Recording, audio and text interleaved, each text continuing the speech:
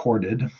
Good afternoon to everybody. Thank you for logging in. I hope more of our colleagues, our classmates, join us. Again, I would like to encourage everyone to, if they feel so moved, to turn on their voice, turn on their microphones so that we can hear each other's voices.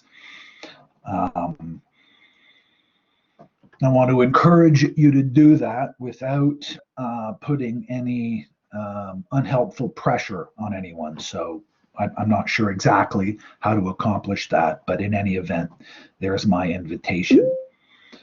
And so today I'm going to discuss Canada and globalization in order to be able to continue with my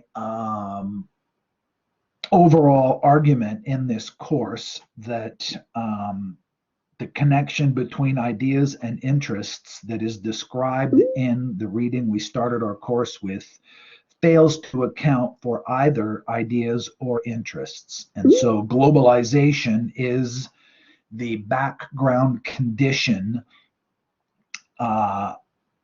My argument is that globalization is the background condition that allows us to understand how ideas and interests are related to each other.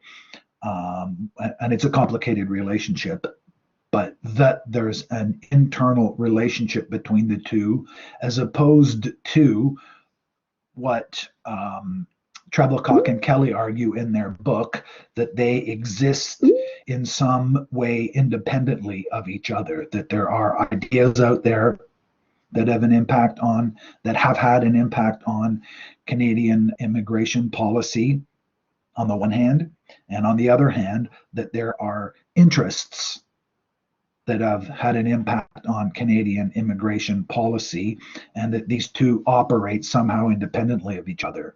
I disagree with that, and today I'm going to try to start filling in the gaps about how we can at least understand the relationship between the ideas of freedom and the ideas of community as they impact immigration policy.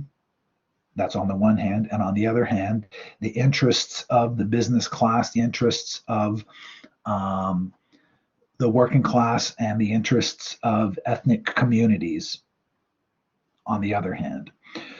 So in order to pursue that, I'm going to turn on my PowerPoint. And so I will switch over to the PowerPoint. And I don't see it though. There it is. Okay. Is that slide up? Can you see the slide on your screen now? Yes, Tony, it's up. Excellent. Thank you. So most of this presentation I found online, and Murray Cook, it was a presentation Murray Cook posted on York University website. And so most of these slides were taken from that presentation. The first few I added on in order to, well, we'll see. I will try to let that go on. And so yesterday I got an email from an organization that whose work I'm following anyway, about which I don't know a whole ton, but in any event, I got an email from them. I signed up for their emails, and it's called the Migrant Rights Network, and they sent out an email which made a bunch of claims. And when I first prepared the lecture, I added that up at the beginning. I'm going to come back to it near the end of the lecture. What I want to try to do, what I'm going to do today, is I want to try to get us to think about what Canada was like in 1914 when the Canadian government and many, many people in Canada put a lot of pressure on the government to send back the Komagata-Maru ship, and who were prepared, or at least keenly advocated for, violence against other human beings simply on the basis of where they came from. And in 2021, to most of us, that seems monstrous. It seems inconceivable that in Canada today we would do the same thing, that we would turn back a ship full of uh, people who had a very strong legal, separately from anything else, and in a way that makes it worse, not better, a very strong argument could be made that the people on the Komagata Maru had a legal claim, that they had a legitimate legal claim to be at least allowed to disembark from their ship on the basis of them being members of, at the time, the British Empire. I don't think it was called the Commonwealth yet. So what I want us to try to think about is in 1914, when we look back at 1914, from the vantage point of 2021, that seems impossibly racist. And it feels like to most of us that we've moved forward from there, that we're no longer like that. And in many ways that we're, let's say, better. It's more complicated than that, but that we wouldn't have done it. I want us to rethink how we landed on that position. And I do think that that's what it feels like to most of us. And I want to get us to think about why it is we feel that way and what is our relationship to history. And I want us to think about that a little bit before we turn our attention to the connection between the development of our view, the historical development of our views on the one hand, and history more generally. So I have a complicated quote that I want to work our way through. Now let me just see here if I can get it just a little larger. Now I can read it. So this quote is from a German writer, Walter Benjamin, who he never got a job in a university. He wrote a PhD, but if I remember correctly, he was never awarded a PhD. Actually, maybe he was. In any event, he was a complicated figure whose views have become widely cited in a certain area of scholarship. But I'll just turn to what he wrote here in order to make a few points about how I'm proposing that we're going to try to understand the relationship between what happened in Canada in 1914 and how today we have to think about migration policy in Canada in 2021. Benjamin wrote, "To articulate the past historically does not mean to recognize it the way it really was. It means to seize hold of a memory as it flashes up at a moment of danger. Historical materialism wishes to retain that image of the past which unexpectedly appears to man singled out by history at a moment of danger. The danger affects both the content of the tradition and its receivers. The same threat hangs over both, that of becoming a tool of the ruling classes. In every era, the attempt must be made anew to wrest tradition away from a conformism that is about to overpower it. The Messiah comes not only as the Redeemer, he comes as the subduer of Antichrist. Only that historian will have the gift of fanning the spark of hope in the past, who is firmly convinced that even the dead will not be safe from the enemy if he wins. And this enemy has not ceased to be victorious." So there's a lot there, and it's not written in a way that lends itself easily to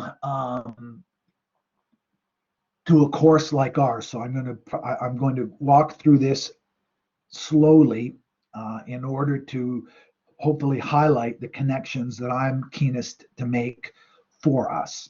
So first of all, Ranke here, I'm not positive how to pronounce that in German, but he was a very, very influential German historian and academic.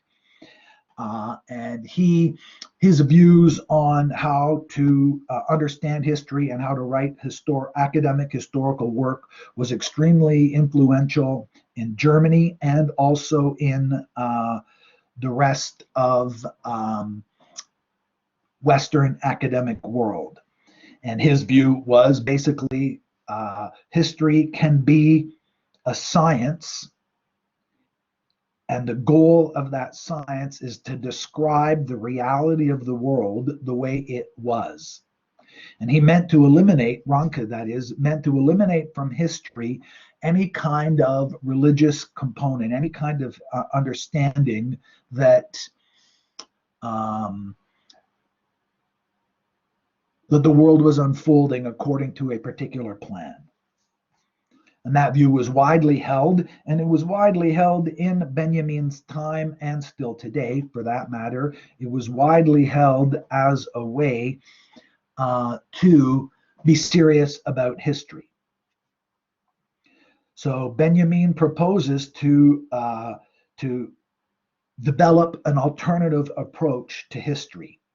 And that alternative approach is described um,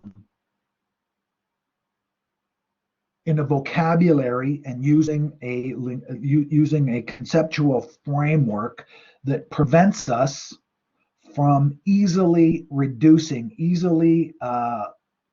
ignoring all of the problems that are left over anyway from approaching the task of the historian from Ranke's point of view anyway. Saying that the goal of history is to recognize it the way it really was sounds fine. It sounds obvious even, but it's difficult enough to recognize the present as it really is. And until we've solved that, it doesn't really help us at all to say that the goal of historical thinking is to recognize the past as it really was. I'm invoking this complex quote to call to our attention what we've already more or less agreed on in a variety of different ways, and that is that if we really want to understand Canadian immigration policy today, we have to be brutally honest with ourselves, and we have to recognize that that's a very difficult task, that it's not the straightforward task that Treblecock and Kelly describe. So what's Benjamin's suggestion? To seize hold of a memory as it flashes up at a moment of danger. When Lemin and I first began to think about this course and put this course together, COVID hadn't happened yet, but another moment of danger had flashed already. We were living in 2017, 2018, 2019, many of the richest countries in the world were engaged in a, well, I'll put my cards on the table, in a propaganda campaign trying to convince the population of those countries that we were going through a refugee crisis, that in England, in the United States, in Canada, we, the citizens of those countries, were undergoing a crisis. Not that there was a crisis anywhere else, that it was Canada, that it was the United States, that it was England, that it was France, that it was Italy, that it was Greece that were undergoing a crisis. And I think that's at least too simple a description. In fact, I think it's a lie, but at the very least, it's too simple a description. So this moment of danger flashes up. Historical materialism wishes to retain that image of the past, which unexpectedly appears to man singled out by history at a moment of danger. So I want to try to put together this moment of danger. There's allegedly a refugee crisis. So the United States is once again, they've elected their new president. They've gotten rid of Trump, and many of the same problems look like they're reasserting themselves, and their description of it is the same description. They're being invaded by refugees. The Biden administration is more careful than the Trump administration was in describing it as an invasion, but they are at least edging in their public description of this account to describe it as a crisis. And the Canadian government, just prior to the beginning of the COVID situation, every once in a while slipped into this description of there being a crisis, which is another way of saying a moment of danger.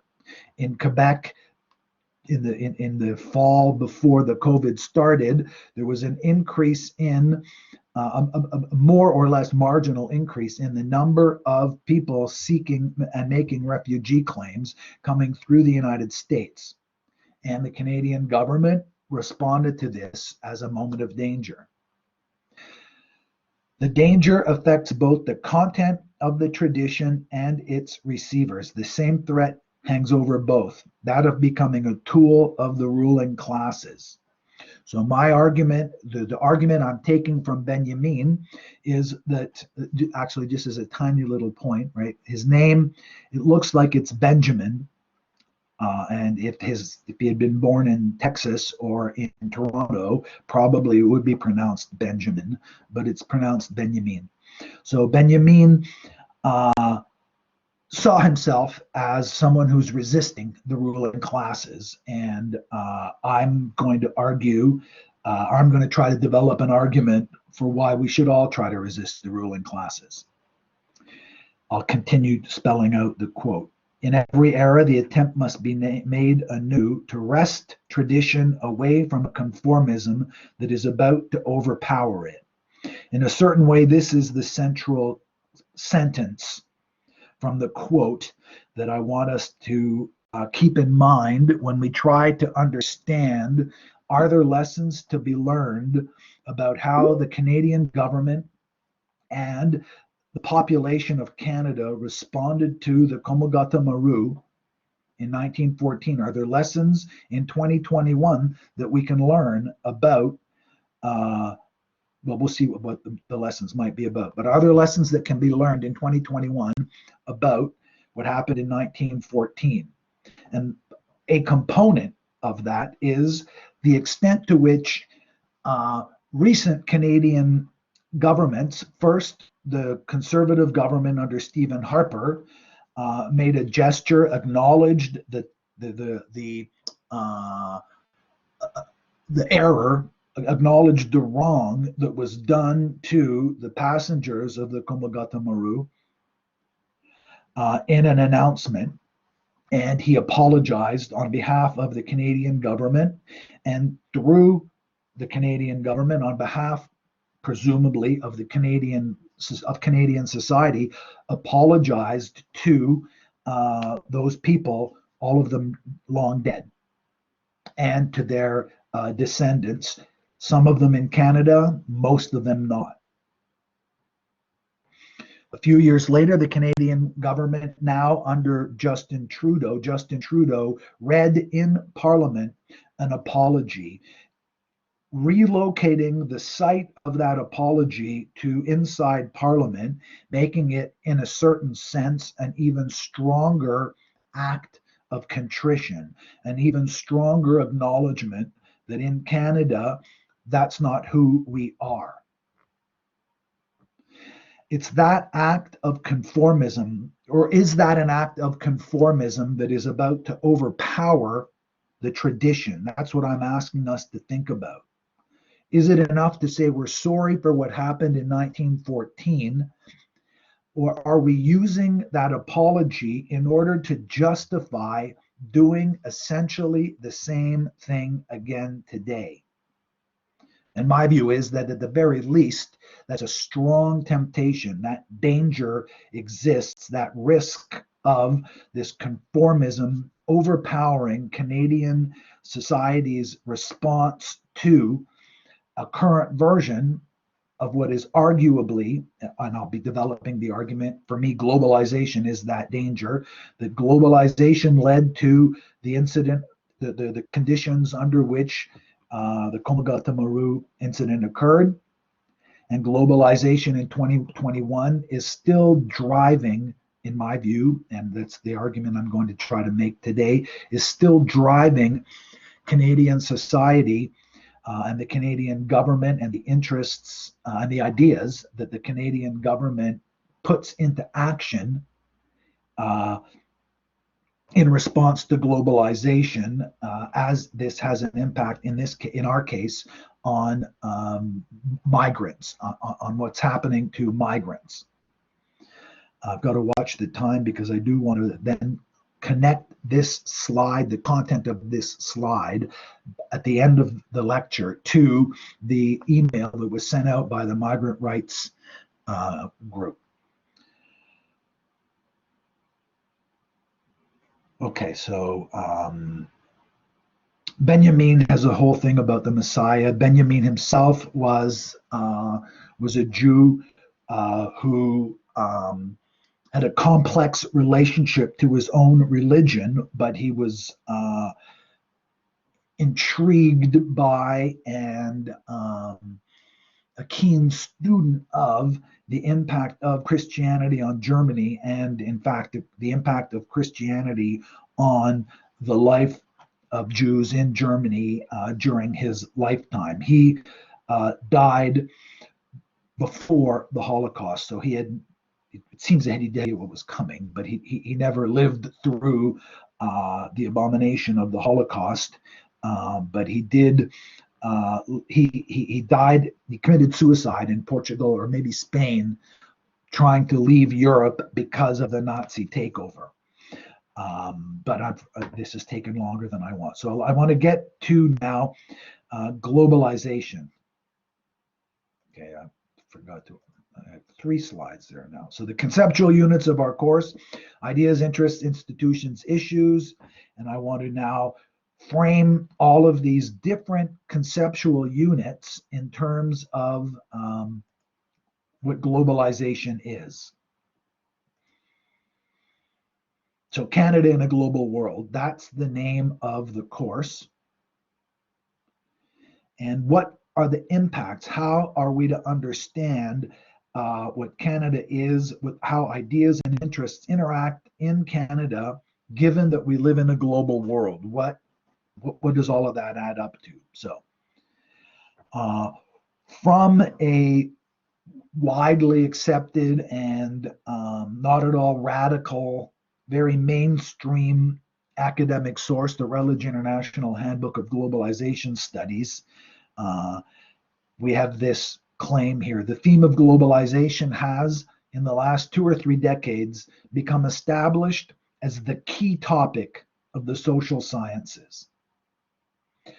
I think that's exactly right. Globalization is the framework within which all aspects of social sciences are more closely and less closely connected. There is no aspect of the social sciences that has not been, at least distantly, and most of them much more closely than any distant kind of connection. Globalization is the oxygen in which the social sciences operate in 2021. The book was published in 2011, hot on the heels of the credit crunch of 2008, 2009, which in many ways, from the point of view of globalization's impact on the social sciences, would be another way of illustrating Benjamin's point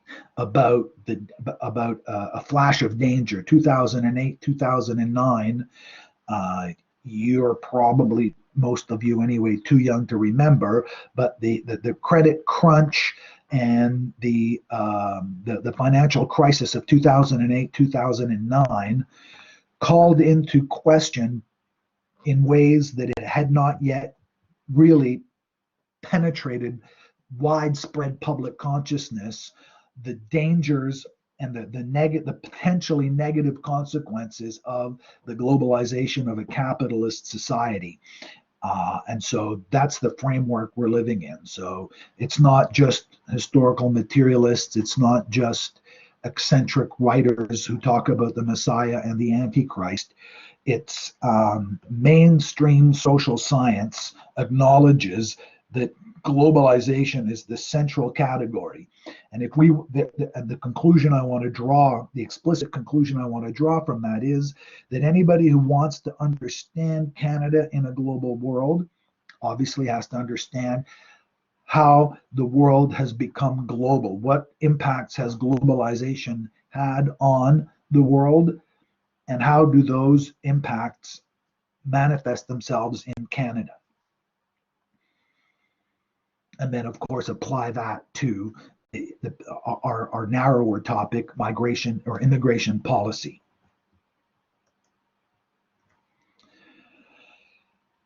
So if we had longer, I would look at that more carefully, but we don't. So let me just make this a manageable size.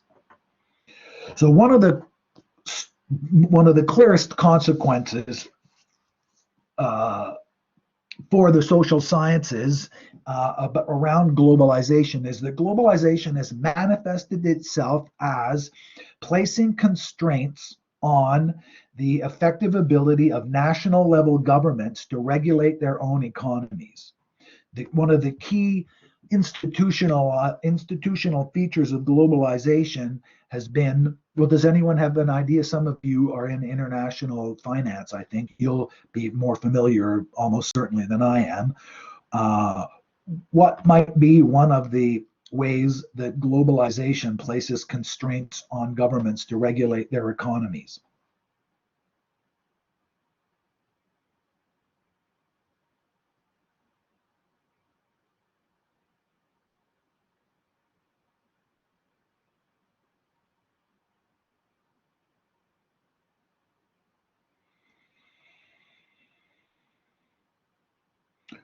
Well, what I have in mind are the all of the various trade agreements that have been implemented in the last 20 or 30 years.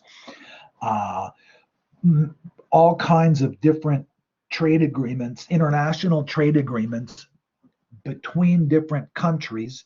What they amount to is an agreement by the national governments of these different countries to constrain their own impact, their own legislative authority over their economies in favor of the pursuit of, in quotes, freer trade. In order to increase the amount of trade around the world, national level governments have agreed to impose on themselves and more problematically, impose on the governments of their country after them, impose constraints on what they can do. So in Canada, one of the better known consequences of this is that as a result of the free trade agreement that Canada signed in the late 1980s with the United States, municipalities were taken to court for passing anti-poison bylaws for, I think it was some sort of spray that you could put on your lawn to kill weeds. And one of the more well-known cases was the municipality of Hudson in Quebec took the Canadian government to court, the municipality of Hudson was taken to court by a company in the United States that produced some sort of pesticide, and they challenged the Canadian government's right to make that pesticide illegal by virtue of Canada having signed a free trade agreement. So we gave up ourselves. The government is constrained in the sense that by signing this free trade agreement, we were no longer able to pass laws that made a certain product illegal. Even when it was for the purpose of saving lives, even when it was because there was scientific evidence that proved that children are more likely to get cancer if they play on a lawn that is sprayed with this chemical. Even under those circumstances, the free trade agreement had one of the impacts of the free trade agreement was that the Canadian government could no longer pass laws that made that illegal. Now, there's 100% or virtually 100% agreement among social scientists that these kinds of things are being alleged to be a problem.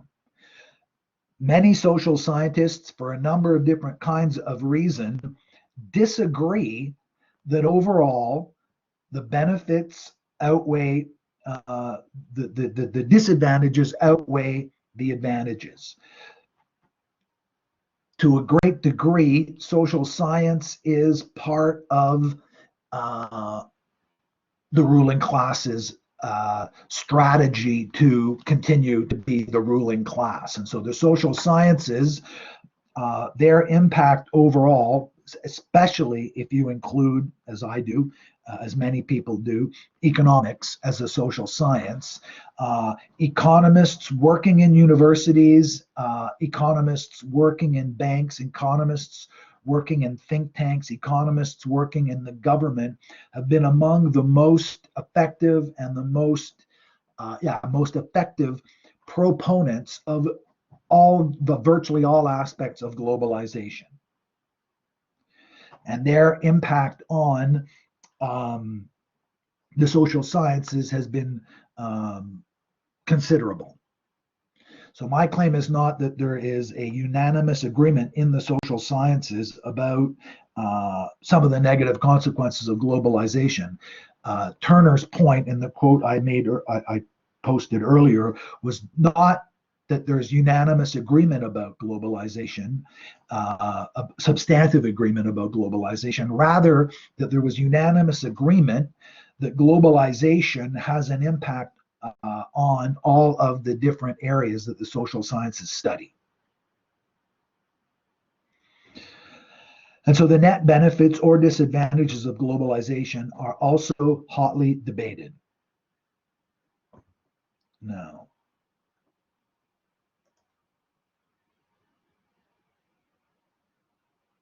one more.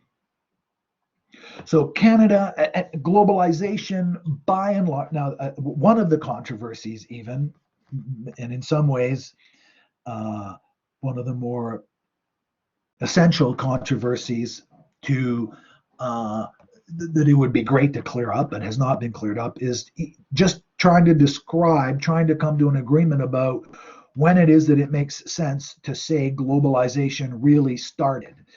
For the most part, globalization's impact has been most obvious since the widespread adoption of internet technology.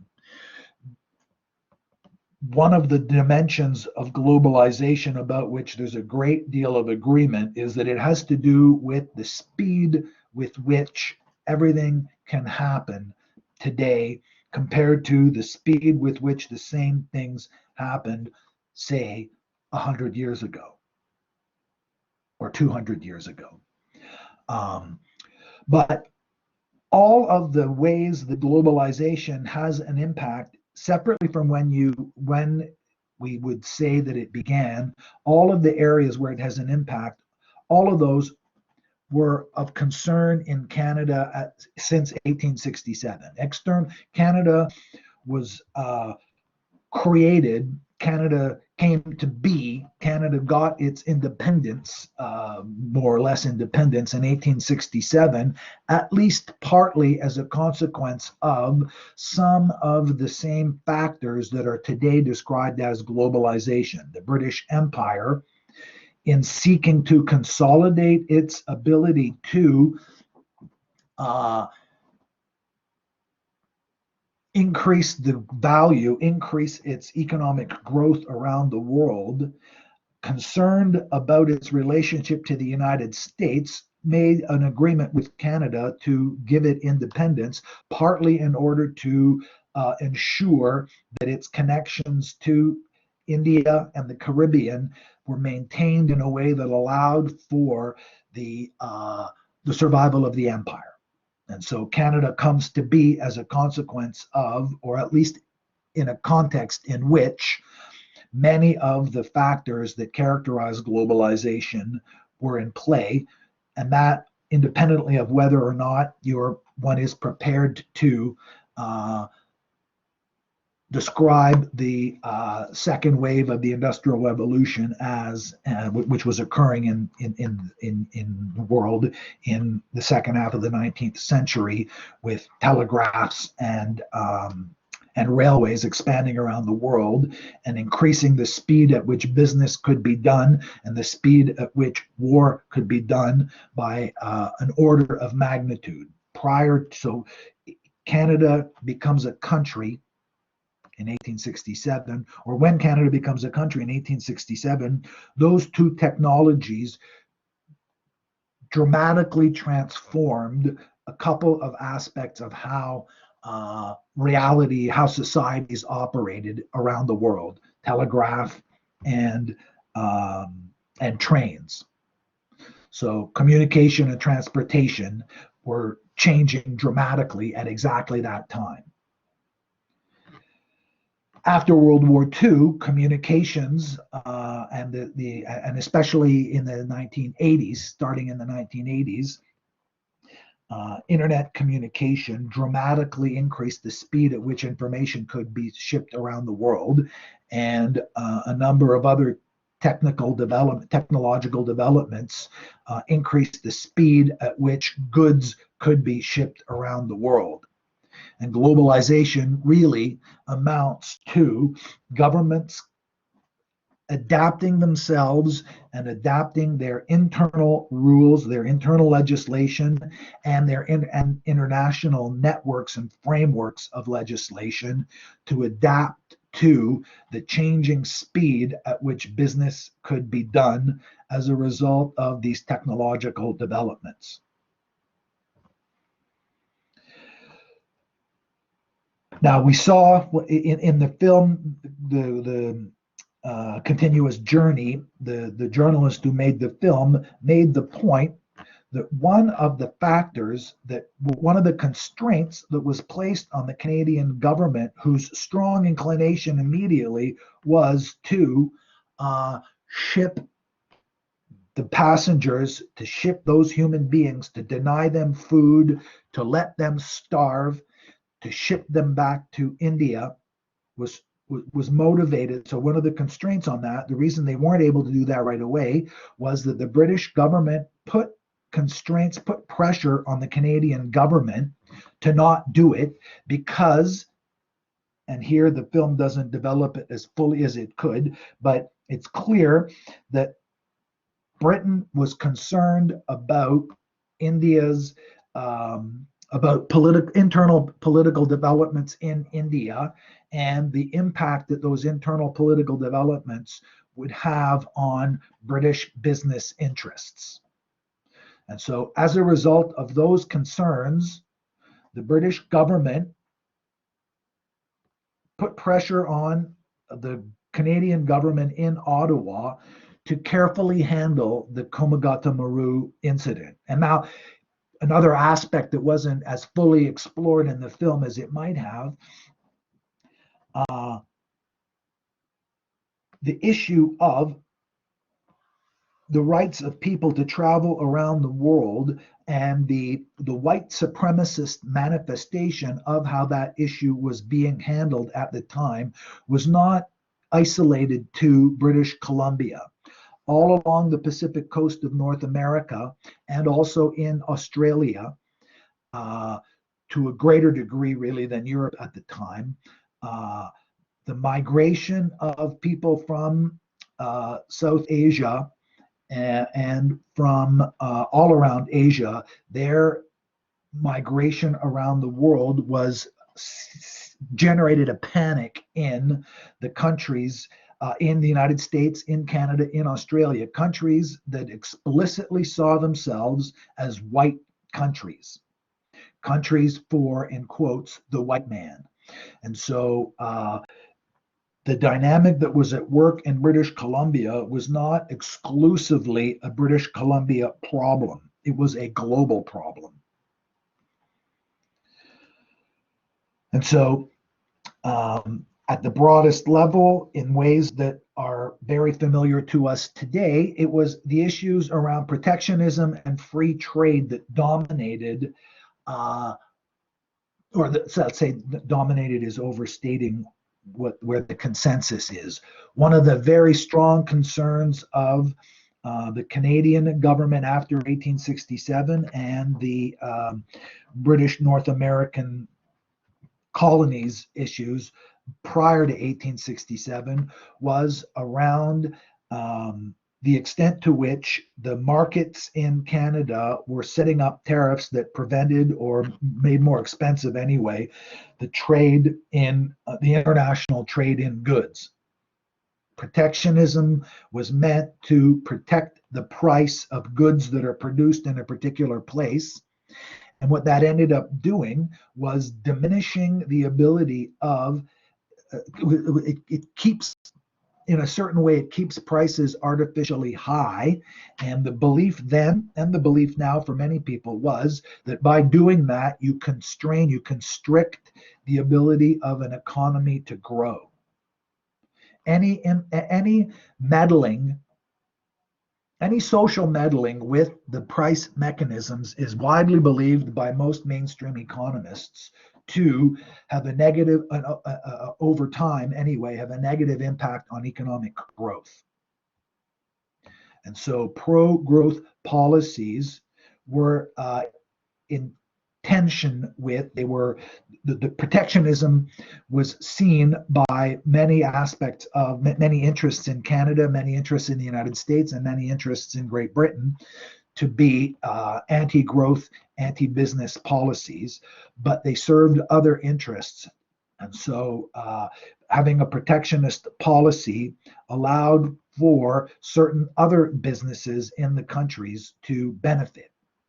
And so in the modern world, since here there's a great deal of debate, so never mind since when. At the very least, since the second half of the 19th century, there's been push and pull between protectionist and free trade policies. And by and large, this operates among the business classes. It's the business classes who are segments of the business class are pushing protectionism, segments of the business class are pushing free trade. Okay, so let's keep going. So the main issue in the elections that led to Wilfrid Laurier, who was the prime minister when the incident of the Kudamagatamarу took place, was around free trade. The liberal government at the time, and it's important as an aside here, the historical continuity of these policies is widely debated. It would be a mistake to simply project back onto the Liberal Party and the Conservative Party at the end of the 19th, beginning of the 20th century, the ideological positions that those parties hold now. Same name, to a great degree, different kinds of pressures. So at the end of the 19th century, beginning of the 20th century, the same kinds of ideological controversies are going on, and that's the background against which the issue of a white Canada exists back then. And my argument, what I want us to think about, and it's clear now that I'm going to have to carry this over to next week also to land the conclusion.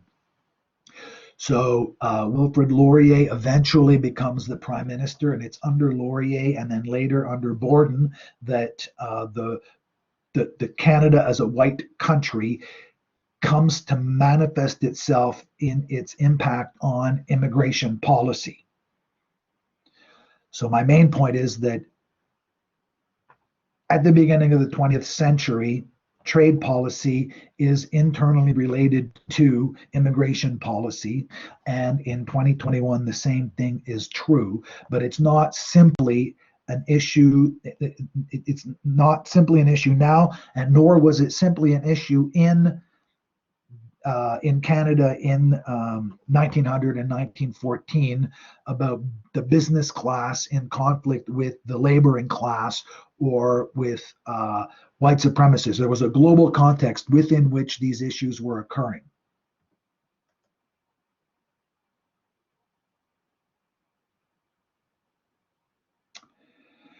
Now, the Second World War represents, in many ways, the turning point for um, uh, Canadian foreign policy. Canada, up until the end of the Second World War, was more or less firmly still within the umbrella of the Commonwealth. And the Canadian economy had been transforming itself slowly over the course of the first half of the 20th century. Canada's economic ties with the United States grew, and Canada's economic ties with the rest of the world proportionally declined. The U.S. became more and more important to the Canadian economy, and at the same time, but for much larger and different reasons, the U.S. ability to influence the rest of the global economy and the rest of the global political reality also dramatically increased.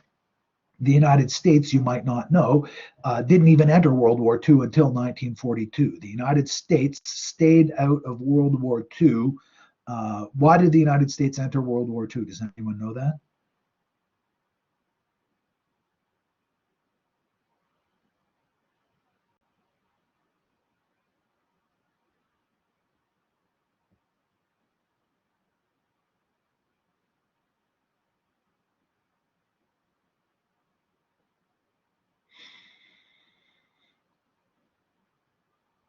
There was a great deal of pressure in the United States to stay out of World War II. By and large, U.S.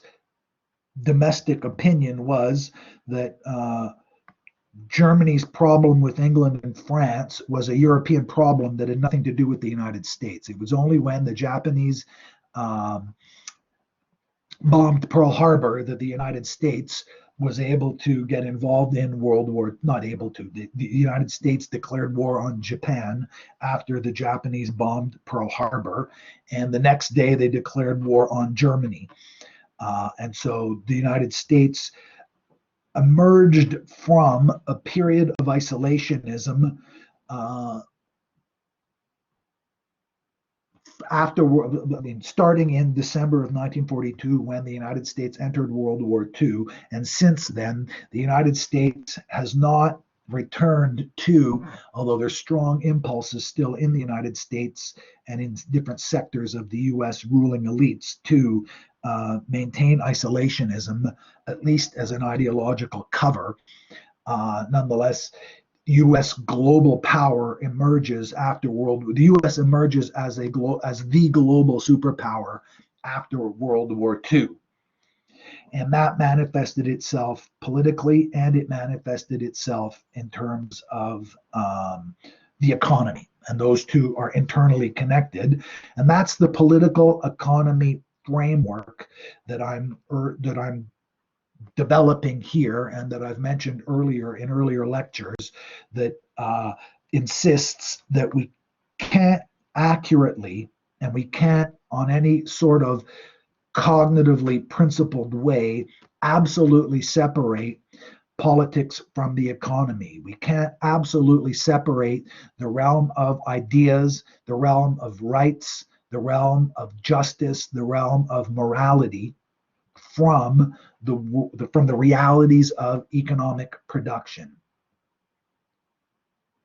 In practice, and I will argue in theory, those two aspects of the human experience are absolutely related to each other in inextricable ways. And any attempt, like the attempt made by Treblecock and Kelly, to absolutely separate the two is bound to create descriptive and explanatory problems in both areas.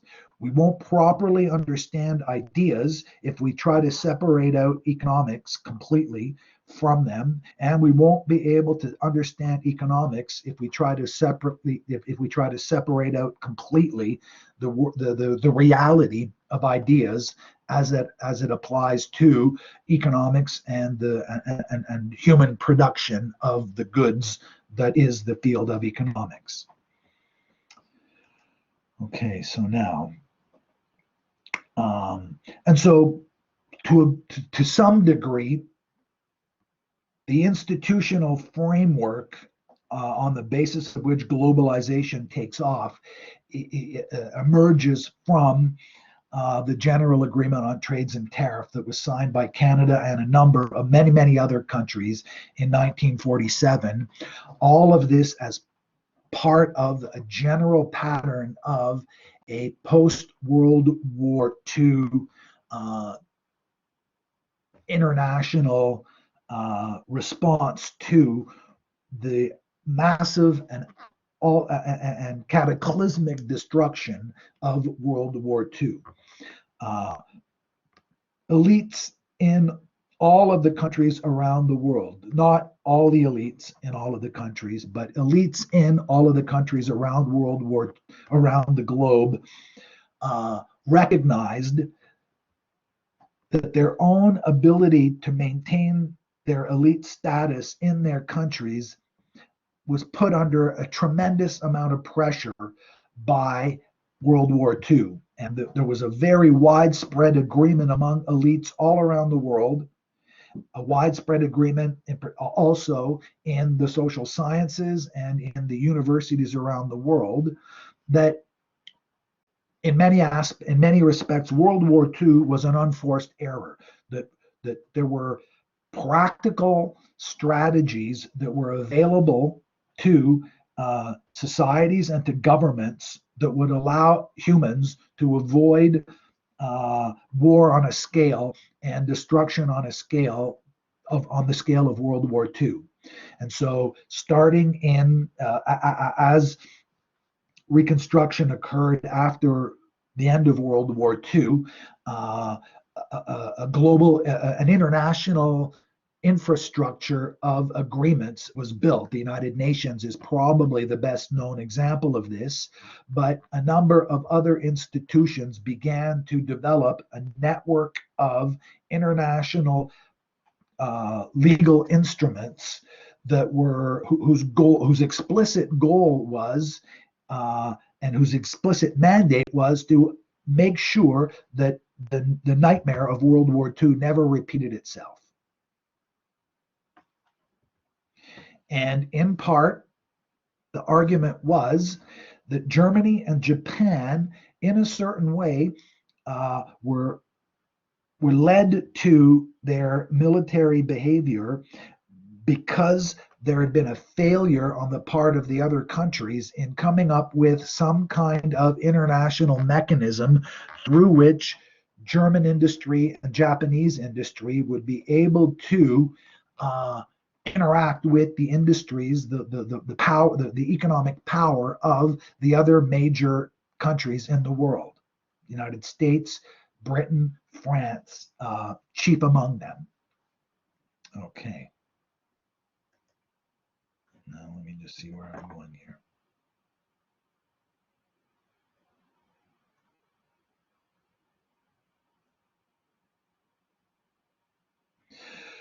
So from the point of view of Canada, I'm going to have to skip ahead here.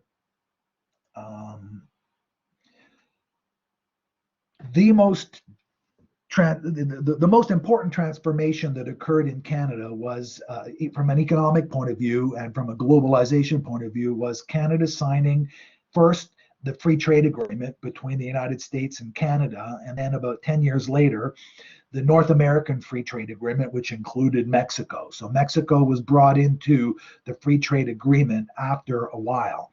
And what happened was that the consequence of this, the manifestation of globalization that's implemented through these trade agreements, was that the Canadian governments were the Canadian government, the US government, and the Mexican government agreed to transfer to institutions that were created by these agreements the authority to regulate areas that prior to the signing of these agreements had been regulated at a national level. And so from the US point of view, especially in the 1980s, Mexico and Canada were especially important because Canada and Mexico were net exporters of oil. Canada and Mexico were producing more oil than they consumed, and so they were oil sellers. And in the 1970s, Venezuela and mostly it was Venezuela and Saudi Arabia and Iran.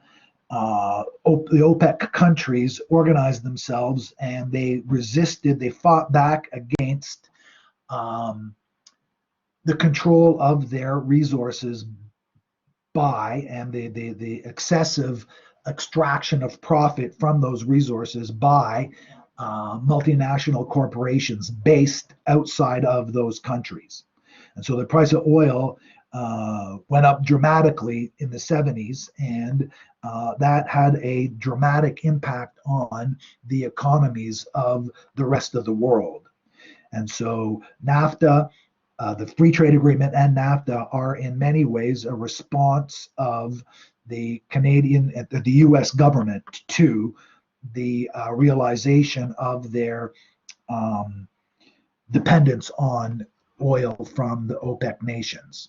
And so Canada first and then Mexico after, to some extent, were more closely brought into their relationship with the United States as a response to that.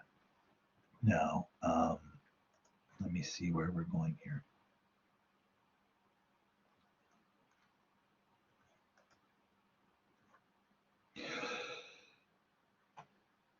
So now the main feature that I need to, I'm going to ask for your patience for a few minutes, probably after 2 o'clock. Only a few more minutes though. Globalization, by and large, is typically understood in terms of the movement of capital around the world, the movement of more or less movement of money around the world, the ability of investors to put their money where they're most likely, where in their own judgment, they're best able to get the maximum return on that investment. But a collateral consequence of that, almost, if not absolutely necessary, but a correlated development is the movement of people as well. And so while globalization, for the most part, is analyzed in terms of the movement of capital and the movement of investment, it's also the movement of people and the restrictions on and the regulation and on the movement of people.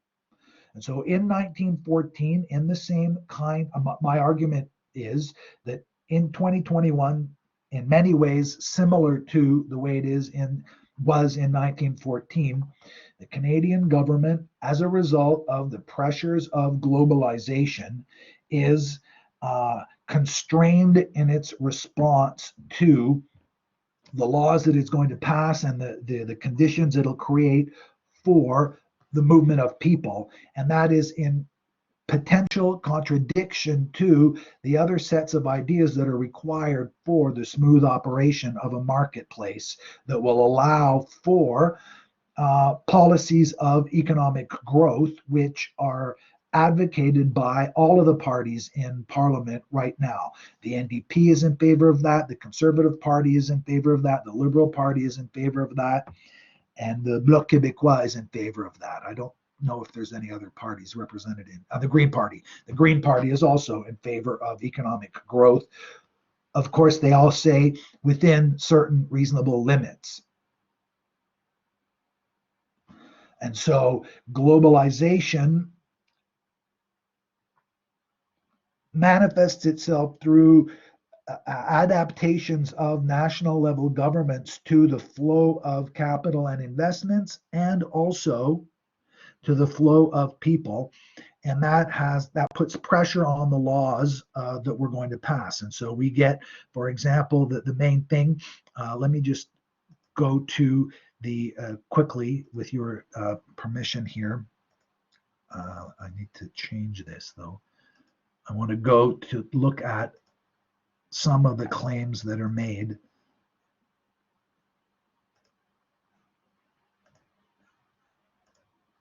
So on your screen, do you see now the Migrants' Right Network page and a year of closed borders?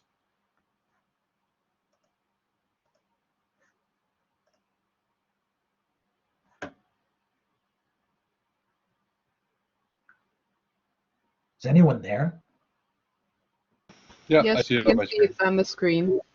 Okay, thank you. So yesterday, the Migrant Rights Network sent out an email saying 1 year ago today at 12:01 a.m. on March 18th, 2020, Canada closed its borders. Today, they remain closed for many, including refugees, migrant workers, families, and international students. The reality of what it is that we're doing has been dramatically transformed by this COVID virus and by the way that this has been handled. It's had an impact on members of our course who are international students. It's also had an impact on lots and lots of other people around the world and in Canada. One of the most recent developments in Canadian, arguably one of the most important changes in recent Canadian immigration policy, is around migrant workers, temporary migrant workers.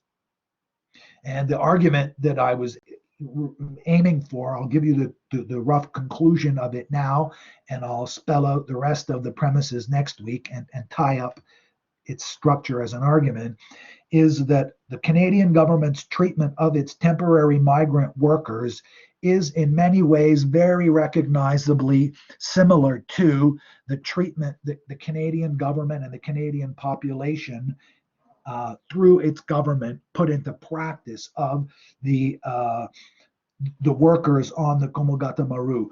Most of them were farmers. They were coming here as farmers to work on farms, just like many millions of European farmers had earlier come to Canada. But basically because of their dark skin, but I think it's importantly more complicated than that. There are other ways that Canadian society was unable to recognize itself as a place where Sikh farmers could come and live.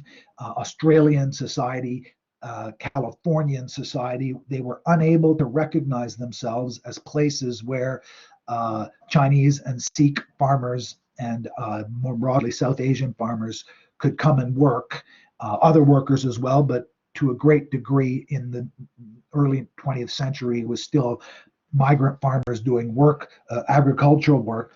And in Canada, it's again and still migrant colors, mostly people of color coming to Canada. And once again, notwithstanding our official international position as defenders of human rights and as good guys, the Canadian government is still, and it is again, passing laws that contravene our official position on the nature of human rights and the relationship between human rights in favor of the interests of big business. And so what we have here is, so the Migrant Rights Network, in ways that are similar to the way Gurdeep Singh and some of the other people working on behalf of the people on the Komagata Maru, they tried to use the available tools. They tried and were unsuccessful. And so far, the Migrants' Right Network has been a little bit more successful in some ways than the Komagata Maru's allies were in constraining the government to at least acknowledge the problems that migrant workers are facing in Canada. Okay, so I've taken 5 minutes of your time. I will, I'll stop my claim here and I'll just tell you that next week what I'll do is I will start with my conclusion. We'll take a look at this email. I will start with the conclusion and then I'll build backwards to the necessary premises in order to make a little bit clearer the connections to globalization first, and then secondly, the theoretical political economy framework that redescribes the relationship between ideas and interests. Okay, so that's it for this week. I'm going to turn off the